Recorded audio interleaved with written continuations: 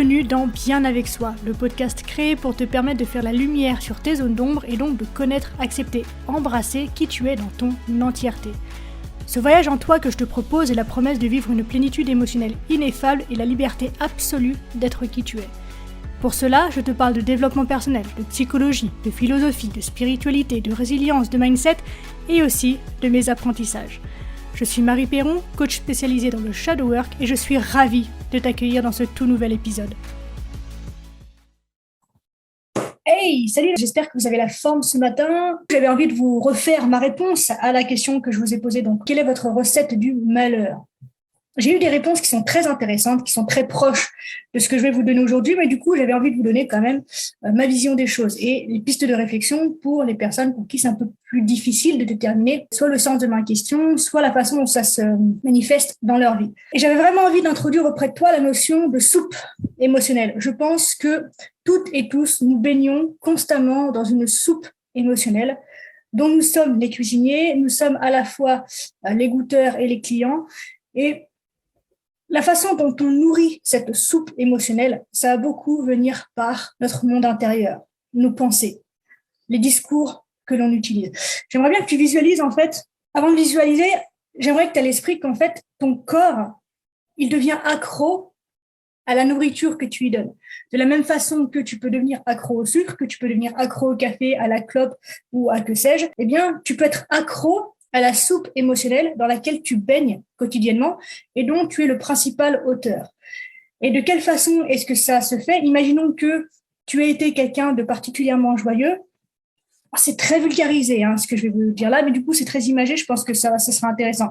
Et imagine que du coup, tes cellules, elles ont des récepteurs. Tes émotions génèrent quelques produits neurochimiques, d'accord ?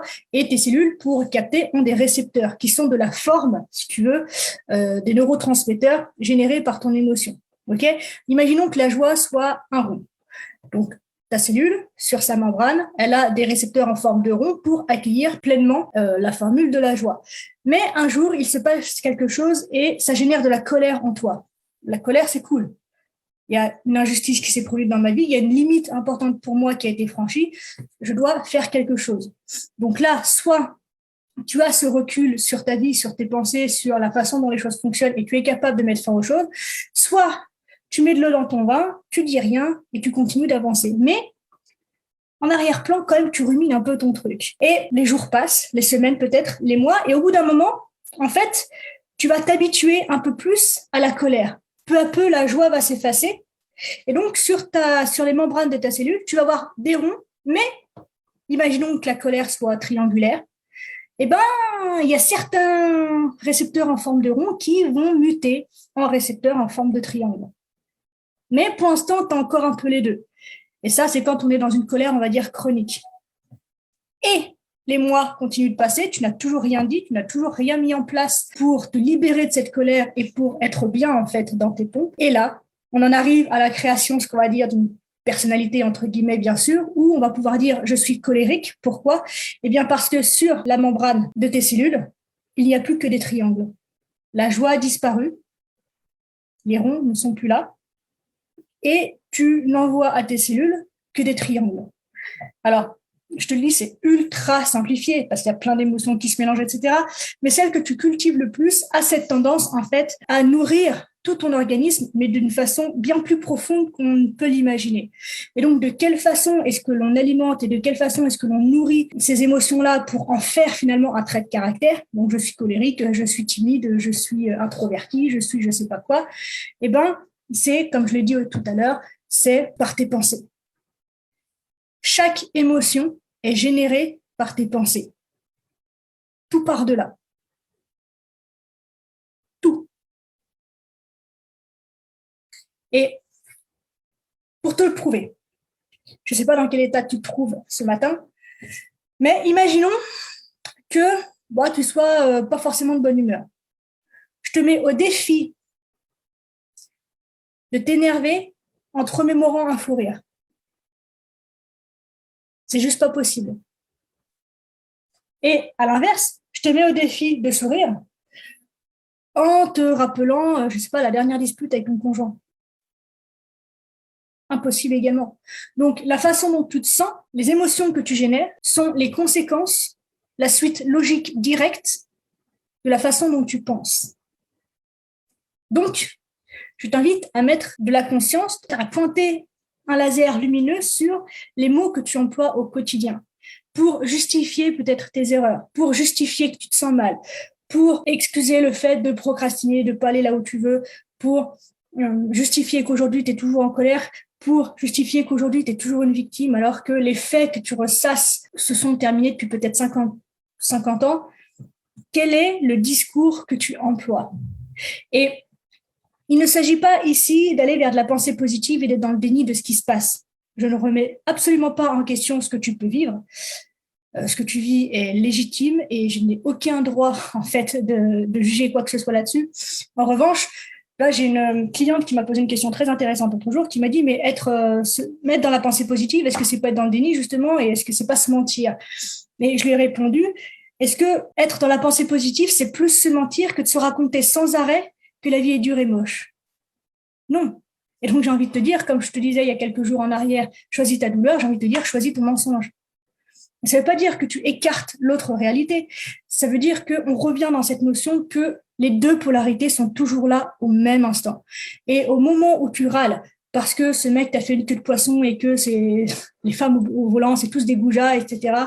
Et que t'as l'autre derrière qui est comme ça et qu'on ne peut plus, plutôt que de t'énerver et de te focaliser sur tous les points qui vont venir confirmer le sentiment que tu as déjà et les pensées que tu rumines, au même moment, il y a plein de choses sur lesquelles tu peux mettre ton esprit, mettre ton attention et qui, elles, en fait, vont faire en sorte que tu te sentes bien.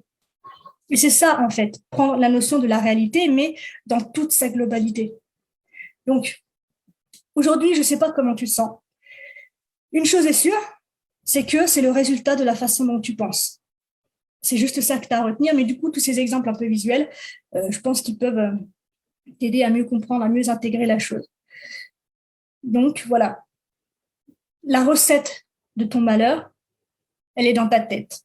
Ni plus ni moins. Puisque ça, c'est quelque chose sur lequel on pourra revenir dans un autre live, mais je te la glisse comme ça pour que tu puisses réfléchir dessus. Chaque circonstance que tu vis est neutre. Ce qui lui donne sa polarité positive ou négative, c'est la pensée que tu mets dessus. C'est la perception que tu lui octroies. Tu es la seule génératrice de ce que tu ressens. Donc, personne ne peut te mettre en colère.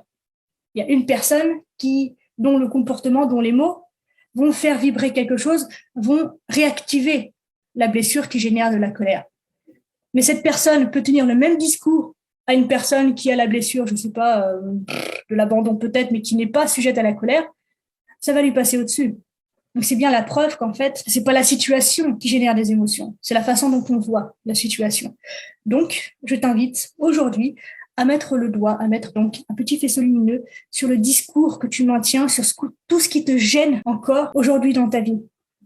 Regarde quels sont les mots que tu emploies, regarde quels sont les schémas de pensée que tu nourris et que tu répètes de manière automatique, puisqu'on a plusieurs milliers, je crois que c'est 60 000 pensées par jour, et il y en a 95% qui sont les mêmes qu'hier. Donc, mets le doigt sur ces pensées qui sont exactement les mêmes qu'hier, qui font que tu te sens exactement de la même manière qu'hier et que tu as ce sentiment en fait de ne pas pouvoir évoluer malgré tout ce que tu lis, malgré tout ce que tu écoutes, malgré tout ce que tu regardes, etc. Ce sont tes pensées qui génèrent tes émotions. Et à partir de là, tu mets en place des actions à partir en fait d'un état émotionnel qui ne te sert pas. Donc forcément, le résultat que tu obtiens, c'est un résultat qui va venir confirmer que t'es qu'une merde, que t'arrives à rien ou que je sais pas quoi, qui va venir un peu plus ancrer la colère, puisque ton corps, il aime ça maintenant.